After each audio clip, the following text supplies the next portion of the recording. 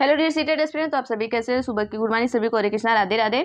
तो हम आज एनसीईआरटी की क्लास 5th की सारी एनसीईआरटी को लेकर चलेंगे आपको। इसके पहले हमने आपको क्लास 3 और क्लास 4 की एनसीईआरटी हमने पढ़ा दिया है और उसमें हमने कुछ शिक्षण शास्त्र भी पढ़ाए हैं, तो आप जाकर जरूर देखिएगा वो वीडियो।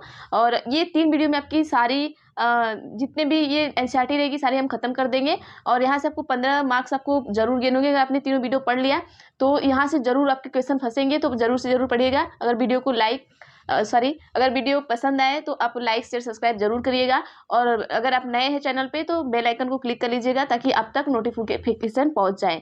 ठीक है, तो चलिए हम देखते हैं जानवरों के बारे में कुछ देखते हैं। तो जो हमारे जानवर हैं वो क्या है, तो जानवरों में देखने सुनने और महसूस करने की क्या होती है, शक्ति होती है। तो यहाँ पे चींटी के बारे में देख लेते हैं। जो चींटियां चलते समय क्या करती हैं, जमीन पर कुछ ऐसा पदार्थ छोड़ती हैं जिसे सूंघकर पीछे से आने वाली चींटियों को रास्ता मिल जाता है। ठीक है, जो ये ऐसा पदार्थ छोड़ती है तो जो चींटियां पीछे से आती हैं वो सूंघती है। तो यहाँ पे क्वेश्चन आपको पूछ सकता है कि जो चींटियां होती हैं तो जो एक लाइन से चलती हैं तो वो किस वजह से चलती हैं या उन्हें कैसे पता चलता है कि आगे दूसरी चींटी चल रही है। तो आप वहाँ पे आंसर देंगे, चींटियां चलते समय क्या करती है, जमीन पे कुछ ऐसे पदार्थ को छोड़ती है जिसे वो सूंघते हुए क्या करते हैं, पीछे वाली चींटियां भी उनके पीछे पीछे लाइन लगा लेती है।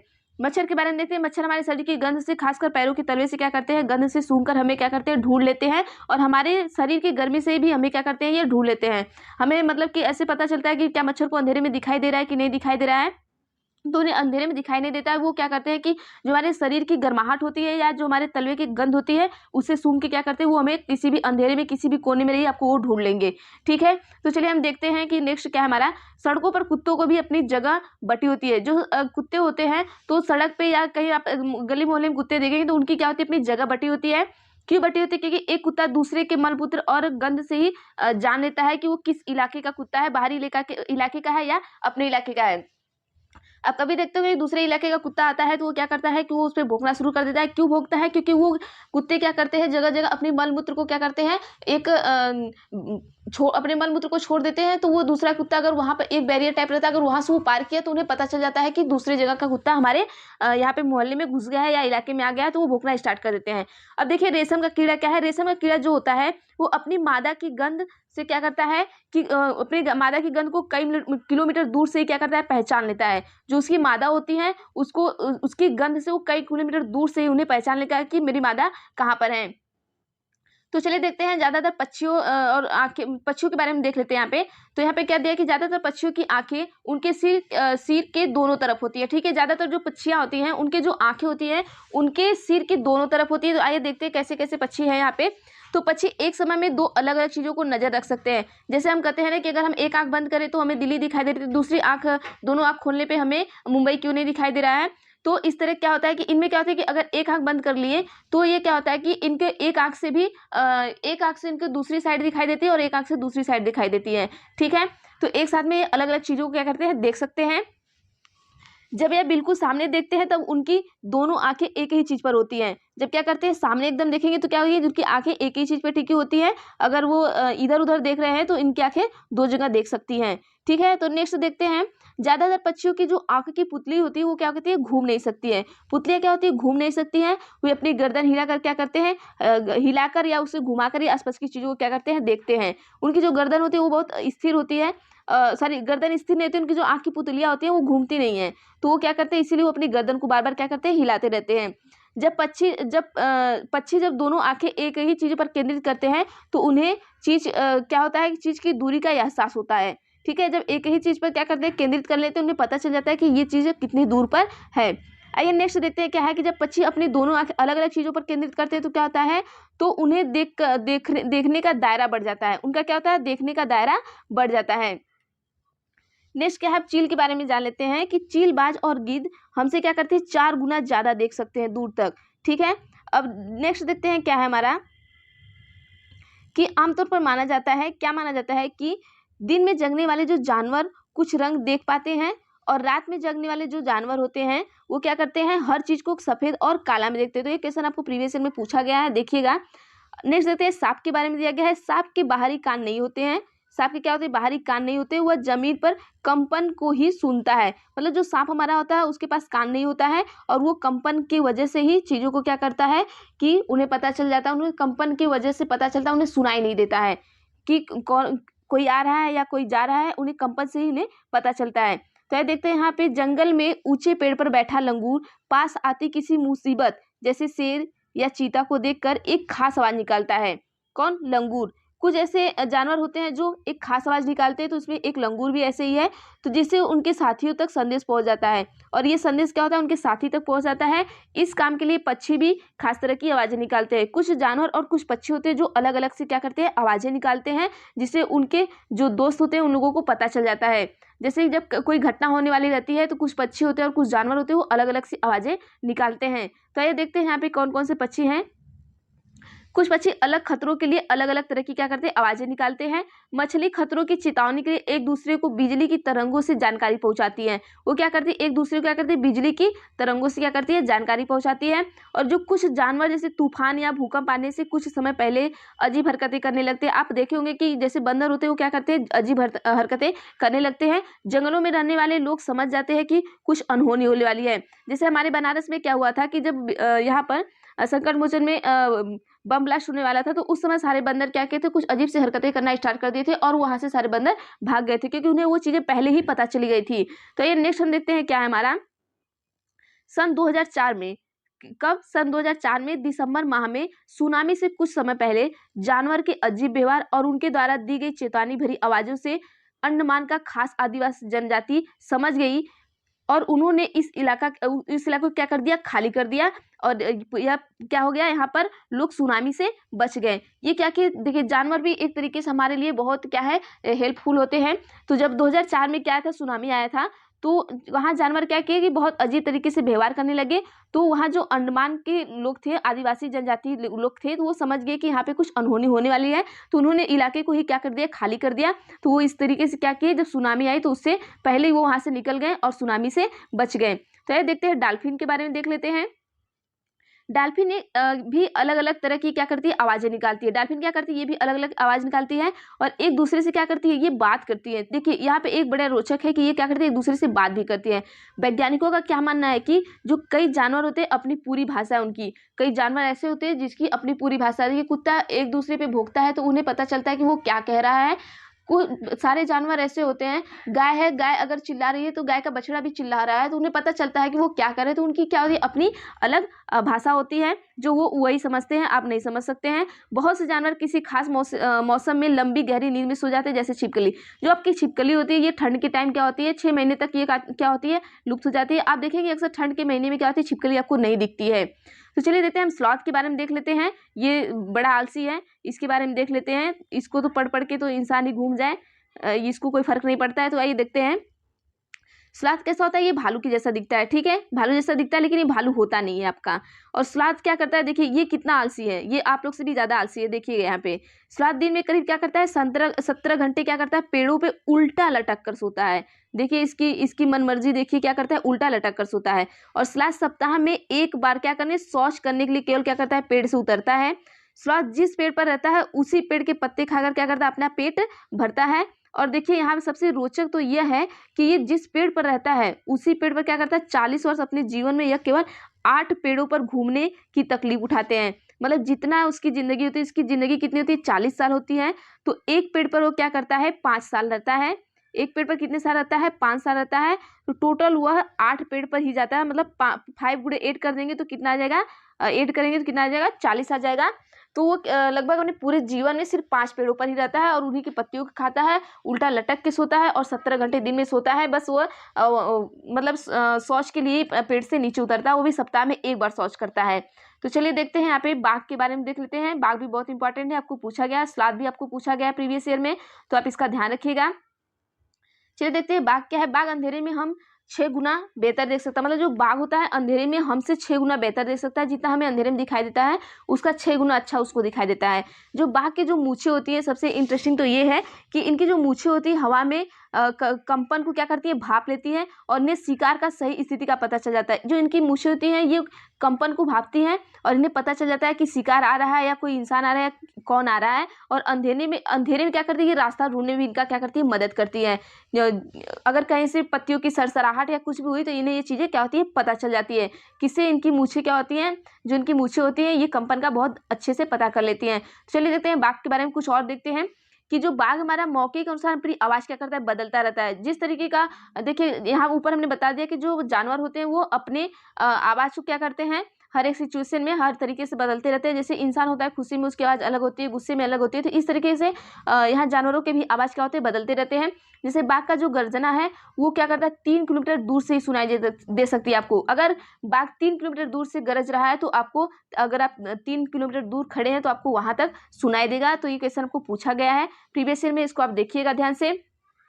बाघ हवा की वजह से, पत्तों के हिलने और शिकार की वजह से, झाड़ियों के हिलने से आवाज में अंतर को क्या करता है, पहचान सकता है। मतलब देखिए इसकी कॉन्शियस माइंड कितना अच्छा है कि जो बाघ होता है वो क्या करता है कि पत्ते के हिलने और शिकार की जो वजह से क्या होता है कि झाड़ियों के हिलने से, मतलब कि पत्ता हिल रहा है या शिकार आ रहा है, ये इनमें क्या करता है, अंतर आराम से पता कर लेता है। तो ये नेक्स्ट देखते हैं क्या है हमारा, बाघ के बारे में है। तो देखिए यहाँ पे क्या है कि बाघ के दोनों कान बाहर की आवाज को अच्छे से सुनने के लिए अलग अलग दिशाओं में बहुत ज्यादा क्या करते हैं, घूमते रहते हैं। आप देखेंगे बाघ के जो ये कान होते हैं, कभी इस साइड तो कभी इस साइड ऐसे से घूमते रहते हैं। जिम कार्पेट नेशनल पार्क कहाँ पे, आपका उत्तराखंड में, ये आपको पूछ सकता है। घना पक्षी बिहार राजस्थान के कहाँ है, भरतपुर जिले में है, आप ये याद रखिएगा। सपेरों को काल बेलिया भी कहते हैं। जो सपेरा होते हैं उन्हें क्या कहते हैं, काल बेलिया भी कहते हैं सपेरों को, ये भी याद रखिएगा आप। अब देखिए नाग गुम्फन के बारे में कुछ पढ़ लेते हैं। यहाँ पे देखिए ये सबसे इंटरेस्टिंग है। अगर ये नाग गुम्फन हो गया तो सब सोचते हैं किसी नाग का नाम है या किसी ऐसी चीज का नाम है, नहीं। आइए देखते हैं ये क्या है, एक डिजाइन है, ऐसी डिजाइन है जो रंगोली, कढ़ाई और दीवारों को सजाने के लिए सौराष्ट्र, गुजरात और दक्षिण भारत में क्या किया जाता है या प्रयोग किया जाता है। कहाँ प्रयोग किया जाता है, सौराष्ट्र और दक्षिण भारत में। आइए देखते हैं नेक्स्ट क्या है। कालबेलिया नाच में सांप जैसी मुद्राएं होती हैं। कैसी होती है, जो कालबेलिया नाच होती है इसमें क्या होती है, सांप जैसी वो मुद्रा में हो जाते हैं।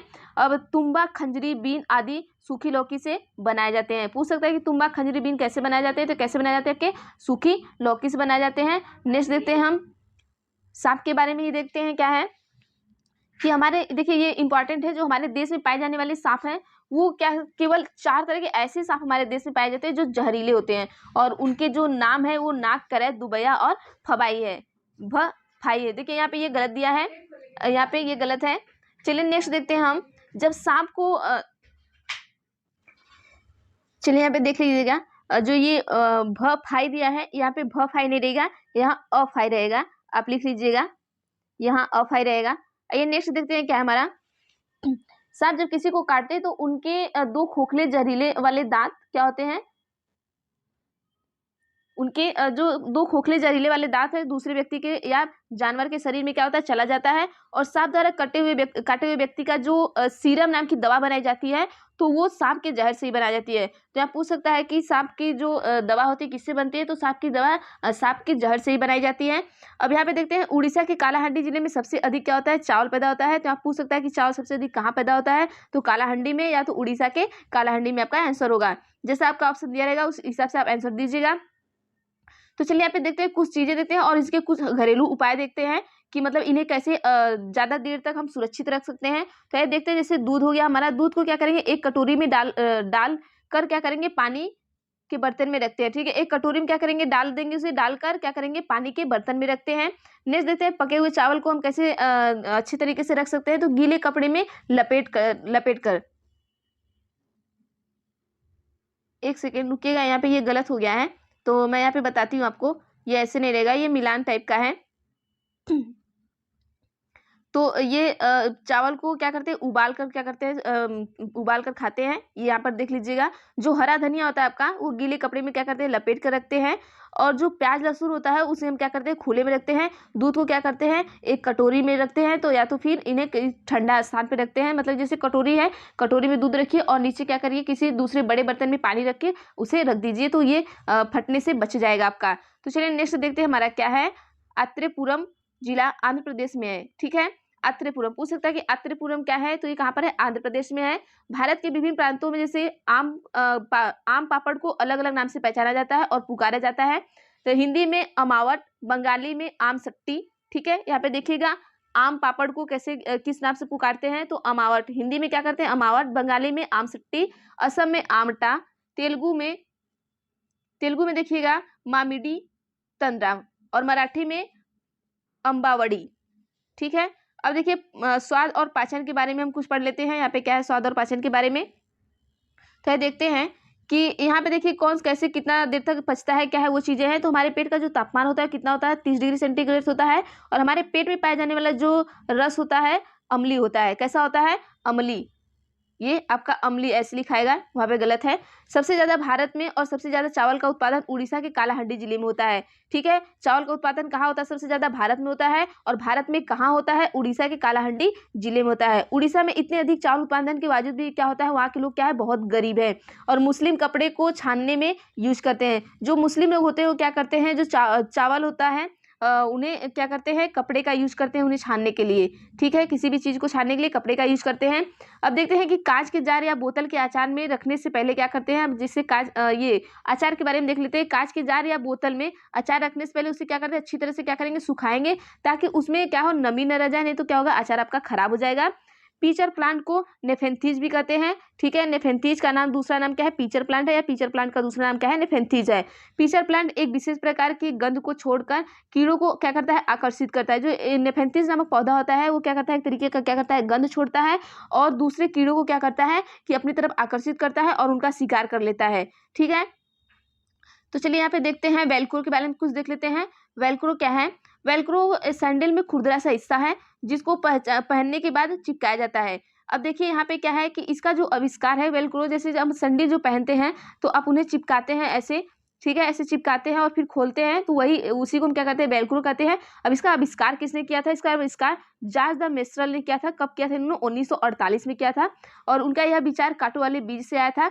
कभी आपने जो देखा होगा, जो कांटे वाले बीज आप कभी जाते हैं तो कपड़े में सब लोग चिपका देते हैं, तो उन्हीं से उनके दिमाग में ये आया था वेलक्रो का आइडिया। तो उन्होंने इस तरीके से बनाया था। पौधे घूम नहीं सकते हैं, एक बार वे एक ही जगह पर रहते हैं, परंतु उनके बीज क्या होते हैं, लंबी यात्रा करते रहते हैं। पौधे के बीज कपड़ों में क्या करते हैं, चिपक कर और पानी में बहकर भी यात्रा करते हैं। जैसे जो पौधे होते हैं वो तो एक जगह रहते हैं, लेकिन जो पौधे होते हैं, अगर आपने कोई पौधा लगाया है तो किसी दूसरी जगह वो क्या किया है कि पैदा हुआ है, तो मतलब कि वो उनके बीज क्या हुए हैं, एक जगह से दूसरी जगह गए हुए हैं, या तो आपके कपड़े में गए हैं या किसी भी तरीके से वो क्या करते हैं, घूमते रहते हैं और वहाँ पे जाकर दूसरा पौधा उग जाता है। सोयाबीन के बारे में देखते हैं। जो सोयाबीन हमारी होती है, फली पकने पर क्या होती है, फूट जाती है और उनमें सोयाबीन के बीज निकल आते हैं। हरी मिर्च, टमाटर, आलू ये कहाँ से पाए जाते हैं, ये दक्षिण अमेरिका से आया है। पत्ता गोभी और मटर आपका कहाँ से आया है, यूरोप से आया है। कॉफी, बीन्स और भिंडी कहाँ से आए, आपके अफ्रीका से आए हैं। कहाँ कहाँ से आए, तो ये आपके यहाँ पर है। हमने कम्युनिटी पोस्ट में भी एक आपको इस तरीके का पोस्ट डाला हुआ है, तो वहाँ से आप जाकर देखिएगा, पढ़िएगा। वहाँ पे भी हमने इनके बारे में पढ़ाया, मतलब कि एक पोस्ट डाला है, तो वहाँ पे अच्छा वहाँ से देख लीजिएगा आप सभी। गड़ीसर झील जो है वो राजस्थान के जैसलमेर में है। आइए नेक्स्ट देखते हैं हमारा क्या है। यह उस घाट पर एक स्कूल हुआ करता था। ठीक है, यहाँ उस घाट पर क्या होता है, एक स्कूल हुआ करता था जो जैसलमेर है वहाँ पर। जैसलमेर में कितनी है, 9 झीलें थी। जो एक बड़ी झील से पानी बरसने पर भारी मतलब भारी जाती थी, नहीं मतलब कि यहाँ पे देखिए 9 झील थी। 9 झील में क्या होता था कि सिर्फ एक झील में क्या होता था, पानी भरा जाता था, और इसी झील से सारे 9 झीलों में क्या होता था, पानी भरा जाता था। अब जैसलमेर में क्या होता है, बहुत कम बारिश होती है, साल में 1 या 2 बार, और कभी कभी तो साल में 1 भी बार बारिश तो नहीं होती वहाँ पे। सबसे यहाँ पे बहुत ही कम बारिश होती है, कहाँ पर, जैसलमेर में। अब जैसलमेर के बारे में हम देखते हैं। यहाँ पे क्या है कि जो जैसलमेर है में जब झीलें पानी से भर जाती हैं तो लोग क्या करते हैं, उत्सव मनाते हैं और उनकी क्या करते हैं, पूजा करते थे। जैसे उत्तराखंड में नई दुल्हन की पूजा होती है, उसी तरीके से जैसलमेर में भी क्या करते हैं, झीलों की पूजा की जाती है। आइए देखते हैं कुएं और झीलों के सूखने का कारण क्या है। हमारा ये चैप्टर हमारा भी है, तो यहाँ पे देख लेते हैं क्या है। पानी को क्या कहते हैं, मोटर से निकाला जा रहा है, जिससे पानी क्या होता है, जिससे जमीन का पानी कम हो जा रहा है।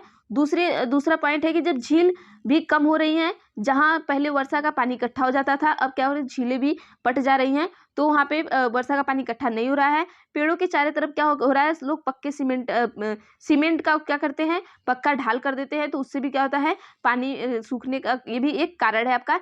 और जिससे क्या होता है, जब वर्षा का पानी जमीन में पहुँच ही नहीं पाएगा तो आपका पानी की कमी तो होगी, तो इसलिए ये भी सूखने का एक कारण है आपके कुएं के सूखने का। देखते हैं हम यहाँ पे नेक्स्ट क्या है कि 1986 में जोधपुर और उसके आसपास बारिश नहीं हुई। फिर लोगों को ध्यान आया कि वहाँ एक पुराना क्या है, कुआं या बावली है। यहाँ पे क्वेश्चन पूछ सकता है कि ये चैप्टर आपका है कि यहाँ पे जब जोधपुर था वहाँ पे आसपास में बारिश नहीं हुई थी, तो उन लोगों के एक कुआं था, तो उन्हें समझ में आया कि मतलब कि हाँ यहाँ पे एक कुआं बावली है, तो उन लोगों ने क्या किया था, उसे साफ किया था। तो ये देखते हैं कैसे साफ किया था। लोगों ने पैसे इकट्ठा किया और लगभग 200 ट्रक का क्या किया, कूड़ा निकाला। सोचिए 200 ट्रक का उस कुएं से क्या निकाला उन्होंने, कूड़ा निकाला, और लोग वहाँ का पानी मिला। और फिर क्या हुआ, वहां से उसे साफ किए और वहां से पानी पीने लायक हो गया। ये देखते हैं प्यासे जोधपुर को बावली से पानी मिला। कुछ साल बाद वहां अच्छी वर्षा हुई और बावली के लोग फिर भूल गए। देखिए जब जरूरत थी तब उन्होंने बावली को साफ किया और उसी से पानी पिए, लेकिन जब अच्छी वर्षा होने लगी तो क्या किए, बावली को क्या किए, सब लोग भूल गए। अब देखिए अल बरूनी के बारे में कुछ पढ़ते हैं, ये बहुत इंपॉर्टेंट है। अल बरूनी ये हजारों साल पहले क्या है, उज्बेकिस्तान से आए थे। कहाँ पर, भारत में आए थे। अब ये देखते हैं कि अल बरूनी ने भारत में आकर सभी चीज़ों को ध्यान से समझा और जाना। सोचिए ये है उज्बेकिस्तान के, और ये भारत में आए और चीज़ों को समझे और जाने कि यहाँ के लोग तालाब बनाने की कला जानते हैं, और वह बड़े बड़े पत्थर और लोहे के चबूतरे झीलों के किनारे पर बनाते हैं। ये चीज़ें वो समझ रहे थे। अल बरूनी ने सारी बात को विस्तृत रूप से लिखा। ठीक है, उन्होंने एक किताब लिखी थी, उन्हें पूरी विस्तृत तरीके से उसे लिखा, और सारी बातें 1973 में मिली। ये इनकी लिखी हुई बात कब मिली, 1973 में मिली। एक स्टाम्प पर लिखी थी। किस पे, एक स्टाम्प पर लिखी थी, जो अल बरूनी के जन्म के 1000 साल बाद मिला था। कितने साल बाद मिला था, 1000 साल बाद मिला था। ये अल बरूनी के बारे में बहुत रोचक तथ्य है। जो मृत सागर आपका है, मृत सागर का पानी सबसे ज्यादा क्या होता है, खरा होता है। आइए नेक्स्ट हम देखते हैं क्या है हमारा मृत सागर के बारे में। ये है जो मृत सागर हमारा होता है, समुद्र तल से कितना मीटर नीचे है, ये देख लेते हैं। 418 मीटर नीचे है। दुनिया का सबसे निचला बिंदु कहा जाने वाला सागर ये है। कौन, हमारा मृत सागर। इसे खारे पानी की सबसे निचला भाग भी क्या, सबसे निचला झील भी कहा जाता है। क्या कहा जाता है, सबसे निचला झील भी कहा जाता है। अब अमृत सागर के बारे में देख लेते हैं। जो हमारा अमृत सागर है, 1 लीटर पानी में लगभग, यहाँ पे देखिए अमृत नहीं रहेगा, ये मृत ही रहेगा, इसको हटाइएगा। मृत सागर है, इसमें 1 लीटर पानी में लगभग 300 ग्राम तक नमक मिल सकता है। कितना, अगर आप 1 लीटर पानी लिए हैं तो उसमें सोचिए 300 ग्राम तक नमक मिलता है, तो कितना ज्यादा पानी वहां का खारा होगा, आप समझ सकते हैं। मृत सागर के पानी का घनत्व ज्यादा होने के कारण लोग उसमें क्या करते हैं, डूबते नहीं है। इनका जो घनत्व होता है बहुत क्या होता है, ज्यादा होता है, इसके लिए उसमें लोग डूबते नहीं है, और इसकी सतह पर क्या करते हैं, तैरते रहते हैं। अब देखते हैं, अब दांडी यात्रा के बारे में हम देख लेते हैं कि 1930 में दांडी मार्च का आयोजन किया गया, और यह आयोजन इसलिए था क्योंकि जो भारतीय थे, भारतीयों को समुद्र से नमक बनाने की इजाज़त नहीं थी, इसलिए ये आंदोलन चलाया गया। अब देखते हैं कि दांडी यात्रा जो है वो कहाँ से कहाँ तक चला था आपका, तो ये अहमदाबाद से गुजरात के समुद्र के किनारे तक चला था। कहाँ से, अहमदाबाद से गुजरात के समुद्र के किनारे तक चला था। तो दांडी यात्रा जो आपकी थी वो पैदल यात्रा थी, आपको पता है। ये गांधी जी ने चलाई थी, ये भी आपको पता है। तो यहाँ पे नोट कर लीजिएगा, ये भी कभी कभी पूछ सकता है आपको। अब आइए देखते हैं मलेरिया के बारे में। मलेरिया में बुखार, कपकपी और ठंड साथ आता है। मलेरिया की जो दवा होती है वो सिनकोना के पेड़ के छाल से बनाई जाती है। किससे बनाई जाती है, सिनकोना के पेड़ के छाल से बनाई जाती है। लोहा या आयरन हमें गुड़, आंवला और बहुत सी हरे पत्ते वाली सब्जियों से मिलती है। ये क्वेश्चन आपको प्रीवियस ईयर में पूछ चुका है। मक्खियों से कई तरह की क्या होती है, आपकी बीमारियां होती है। आइए हम एल्गी के बारे में पढ़ लेते हैं फटाफट से। तो देखिए एल्गी क्या है हमारा, एल्गी या मतलब इसको शैवाल भी बोल सकते हैं आप। तो एक तरह का क्या है, जली पौधा है जो बरसात के मौसम में होता है। जो रोनाल्ड रॉस ने सबसे पहले बताया कि जो मलेरिया है, देखिए मलेरिया मच्छरों से फैलता है। तो वहाँ पे क्वेश्चन ऐसे पूछा गया था कि वह कौन से वैज्ञानिक है जिन्होंने मच्छर के पेट में सबसे पहले झांका था। तो वो रोनाल्ड रॉस थे, जो मच्छर के पेट में उन्होंने सबसे पहले झांका, और उन्होंने बताया कि जो मलेरिया है वो किससे होता है, मच्छरों से फैलता है। तो इनके अंदर जो प्लाज्मोडियम होता है, ये नीचे पढ़ते हैं क्या है कि मलेरिया एक कोशिका वाला पैरासाइट है, इन्होंने बताया था। और जिसे हम क्या कहते हैं, प्लाज्मोडियम कहते हैं। क्या कहते हैं, प्लाज्मोडियम कहते हैं। अब इन्होंने और क्या बताया था कि मलेरिया की परजीवी का वाहक मादा एनाफिलीज मच्छर है। जो परजीवी का वाहक है वो कौन है, मादा एनाफिलीज मच्छर है, नर नहीं है। ठीक है, जो नर है वो नहीं काटता है, ये मादा एनाफिलीज मच्छर है, वो काटती है। अब यहाँ पे देखते हैं इनके पंख के बारे में देखते हैं, मतलब कि इन्हें पहचानेंगे कैसे कि ये मलेरिया का मच्छर है। तो जिसके पंख गहरे धब्बेदार होते हैं उसे हम पहचान सकते हैं कि ये क्या है, मादा एनाफिलीज मच्छर है। अब चलिए हम देखते हैं यहाँ पे, सही है कि ये आप इतना पढ़ लिए। अब यहाँ तक है। अब हमें अच्छा लगेगा, ये शायद आपको सीटें में शायद नहीं बिल्कुल ही आपको काम आएगा। तो आप सभी यहाँ पे देखिएगा और आप तीनों ही जो हमने तीनों वीडियो बनाए हैं तीनों वीडियो देखिएगा तो आपको बहुत ही बेनिफिट होगा। अब 15 नंबर से आप यहाँ से ज़रूर गेन कर सकते हैं। तो आप सभी को वीडियो कैसी लगी हमें बताइएगा कमेंट करके, और इसके आगे आपको कैसी वीडियो चाहिए हमें वो भी कमेंट किया करिए आप सभी, तो हम आपको इससे भी अच्छी वीडियो लाएंगे। तो आप सभी चैनल को अगर नए हैं तो चैनल को लाइक शेयर सब्सक्राइब प्लीज़ कर लीजिएगा आप सभी, और आप सभी को थैंक यू। तो आज के लिए बस इतना ही। आगे हम आप हमें कमेंट करिएगा कि और आपको कौन सी वीडियो चाहिए, कैसी चाहिए, और वैसे भी हम आपको लगातार वीडियो देते रहते हैं। तो हमारे चैनल से आप सभी को जुड़ने के लिए आप सभी को थैंक यू।